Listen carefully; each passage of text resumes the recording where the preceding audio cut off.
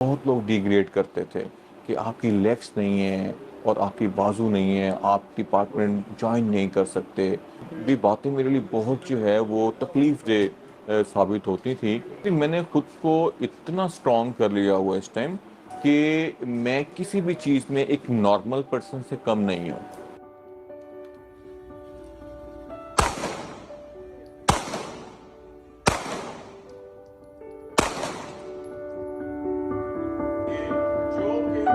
ਇਹ ਹਨ ਮੁਹੰਮਦ ਹਸਨੈਨ ਜੋ ਪਾਕਿਸਤਾਨ ਦੀ ਪੰਜਾਬ ਪੁਲਿਸ ਦੇ ਵਿੱਚ ਸੇਵਾਵਾਂ ਨਿਭਾ ਰਹੇ ਨੇ। ਮੁਹੰਮਦ ਹਸਨੈਨ ਪਿਛਲੇ 8 ਸਾਲਾਂ ਤੋਂ ਪੰਜਾਬ ਪੁਲਿਸ ਦੇ ਵਿੱਚ IT ਟ੍ਰੇਨਰ ਵਜੋਂ ਕੰਮ ਕਰ ਰਹੇ ਹਨ।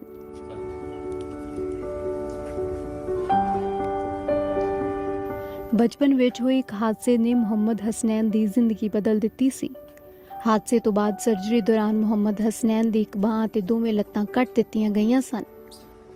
جب میں 11 سال کا تھا تو مجھے ایک الیکٹرک شاک لگا 11 kV 11,000 وولٹ کھمبے کی تار سے اس الیکٹرک شاک نے ودن سیکنڈز جو ہے میری باڈی جلا کر کوئلہ کر دی. اس کے بعد مجھے اٹھا کر لاہور کے جنرل ہاسپٹل لے جایا گیا اور میری کنڈیشن دیکھ کر فوراً ڈاکٹرز نے انکار کر دیا کہ اس بچے کا بچنا بہت مشکل ہے.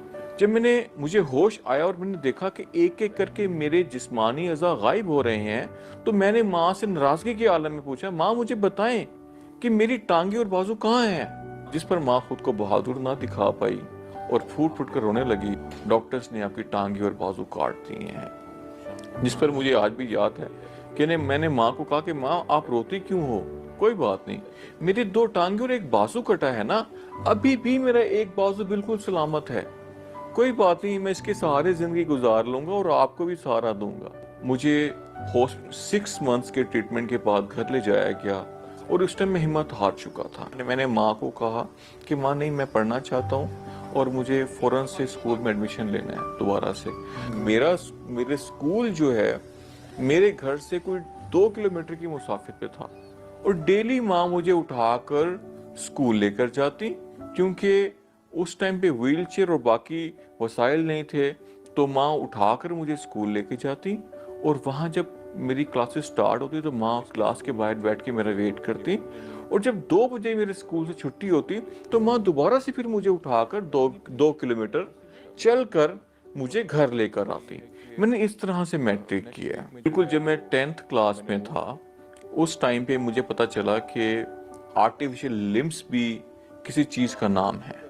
اس کے بعد میں نے گورنمنٹ کو اپروچ کیا اور گورنمنٹ نے مجھے ابلائج کیا اور ساؤتھ افریقہ سے 7 لوگوں پر مشتمل ایک ٹیم پاکستان آئی. جب مجھے ٹانگیں لگا دی گئیں تو ڈاکٹر سینڈرا نے ایک ایسی بات کی جس بات نے مجھے آگ لگا دی.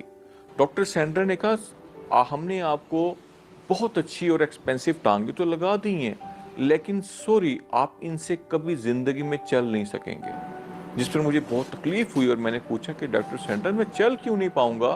تو ڈاکٹر سینڈرا نے بتایا کہ 2 ٹانگوں کے ساتھ ساتھ آپ کی ایک مکمل بازو بھی نہیں ہے جس سے آپ اپنا بیلنس مینٹین نہیں کر پائیں گے. ڈاکٹر قاسمی بیسیکلی ایک پاکستانی سرجن تھے آرٹیفیشل لمبس کے. میری ان سے کہیں ملاقات ہوئی اور جب ڈاکٹر قاسمی نے مجھے دیکھا تو انہوں نے مجھے ایک سوال کیا کہ بیٹا کیا آپ چلنا چاہتے ہیں؟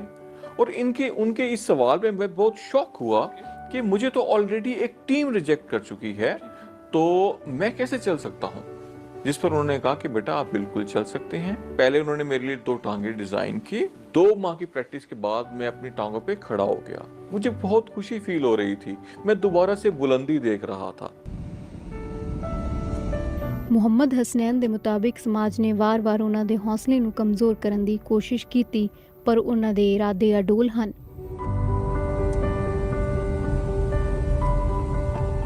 ایک ڈرائیونگ سکول سے ٹیلی فونکلی رابطہ کیا اور ان کو بتایا کہ میری ایک حادثے میں دونوں ٹانگیں کٹ گئی تھی اور میری ایک بازو بھی کٹ گیا تھا تو میری دونوں لیگز اور لیفٹ آرم آرٹیفیشل ہیں لیکن میں ڈرائیونگ کرنا چاہتا ہوں.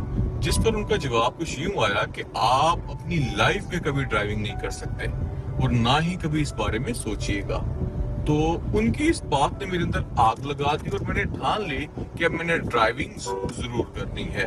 پہلے تو میں نے آٹومیٹک گاڑی ڈرائیو کرنی تھی لیکن اب میں نے مینول گاڑی ڈرائیو کرنی ہے. سو میں نے یوٹیوب سے ڈرائیونگ سیکھی اور الحمدللہ اس ٹائم مجھے ڈرائیونگ کرتے ہوئے 10 سال ہو گئے ہیں. میں نہ صرف آٹومیٹک بلکہ مینول گاڑی بھی ڈرائیو کر سکتا ہوں. اور اس کے علاوہ میرے پاس میرٹ پہ میں نے اپنا ڈرائیونگ لائسنس حاصل کیا.